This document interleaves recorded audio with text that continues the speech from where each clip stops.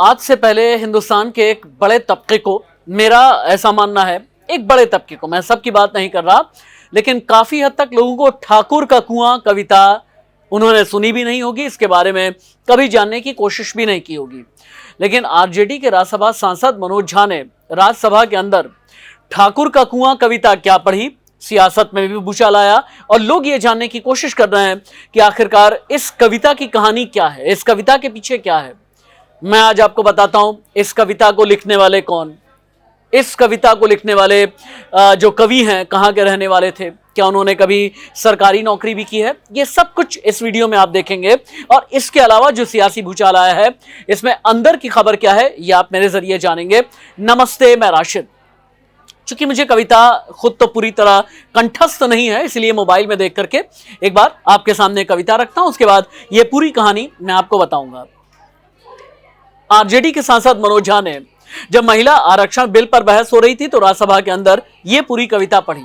मनोज झा ने कहा, कविता थी ओम प्रकाश वाल्मीकि की। मनोज झा ने इस कविता को पढ़ते हुए कहा, चूल्हा मिट्टी का, मिट्टी तालाब की, तालाब ठाकुर का, भूख रोटी की, रोटी बाजरे की, बाजरा खेत का, खेत ठाकुर का, बैल ठाकुर का, हल ठाकुर का, हल की मूठ पर हथेली अपनी, फसल ठाकुर की, कुआं ठाकुर का, पानी ठाकुर का, खेत खलिहान ठाकुर के, गली मोहल्ले ठाकुर के, फिर अपना क्या, गांव, शहर, देश। अब मनोज झा ये कहना चाहते थे कि वो अंतिम पंक्ति में खड़े हुए किसी दलित की बात कर रहे हैं या जो समाज की मुख्य धारा में एकदम पिछड़ करके रह गया है, जिसे संसाधनों का दोहन करने का मौका नहीं मिला, ये उसकी बात कर रहे हैं। इस पर सियासत क्या हुई, आगे आपको उसकी भी इनसाइड स्टोरी में बताऊंगा कि सियासत के पीछे की कहानी क्या है। लेकिन ये कविता लिखी ओम प्रकाश वाल्मीकि ने। ओम प्रकाश वाल्मीकि दरअसल बिहार के कवि नहीं है, पश्चिमी उत्तर प्रदेश में उनका जन्म हुआ, देहरादून में सरकारी नौकरी की।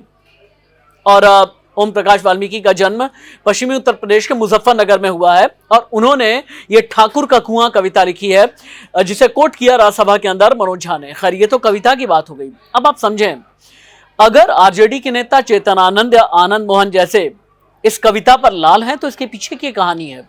पीछे की कहानी और मतलब ये कि अगर आप बिहार की राजनीति को एनालाइज करेंगे, आपको पता ये चलेगा बिहार में सवर्ण राजनीति में ठाकुर यानी राजपूत और ब्राह्मण बहुत अहम है, बहुत मायने रखते हैं। ये बहुत बार किंग मेकर की भूमिका और बहुत बार किंग खुद बनने की भूमिका रखते हैं। आनंद मोहन को इसीलिए 15 साल के बाद में जेल से रिहा कराया गया और आनंद मोहन की रिहाई के बाद ये कहा गया कि महागठबंधन उन्हें ठाकुरों का पोस्टर बॉय बनाएगा आगे चल करके। खैर, जब ये कविता मनोज झा ने पढ़ी तो आनंद मोहन और उनके बेटे चेतन आनंद दोनों ने ये कहा कि ये ठाकुरों पर यानी राजपूतों पर अटैक किया गया है।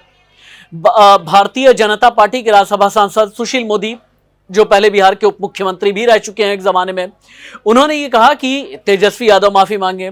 मेरी अपनी डिबेट में बीजेपी के प्रवक्ता ने आकर के ये कहा, स्क्रिप्ट राइटर ओम प्रकाश वाल्मीकि को मत समझिए, स्क्रिप्ट राइटर तेजस्वी यादव, लालू यादव हैं, जो करते तो सामाजिक न्याय की बात है, लेकिन उनके जहन में हमेशा ही जाति चला करती है। पिछले 18 साल में हुआ क्या?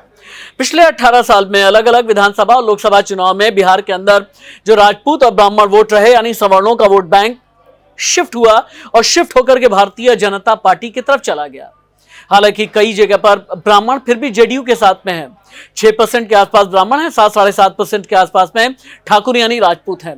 अब इन्हीं की लड़ाई है। अब इस लड़ाई में 2024 से पहले यह माना जा रहा है कि मनोज झा ने ये कविता बोल करके ठाकुरों पर अटैक करने की कोशिश की और इसीलिए ठाकुरों के मसीहा आनंद मोहन और चेतन आनंद जैसे नेता बने हुए हैं। अंदर की खबर पर्दे के पीछे की तो यह भी है कि आनंद मोहन और चेतन आनंद जल्द ही पाला बदलने वाले हैं और देश की एक बहुत बड़ी पार्टी को ज्वाइन करने वाले हैं। यानी ये बिहार की सियासत में एक बहुत बड़ा बदलाव आने वाला है और यही एक वजह है कि आरजेडी और महागठबंधन पर भी ये दोनों नेता बहुत बड़ा अटैक कर रहे हैं। अब इस अटैक का फायदा व्यक्तिगत किसे मिलेगा या नहीं, लेकिन आरजेडी और जेडीयू यानी महागठबंधन के लिए अभी की स्थिति यह है कि न तो निगलते बन रहा है और न ही उगलते बन रहा है। नमस्ते।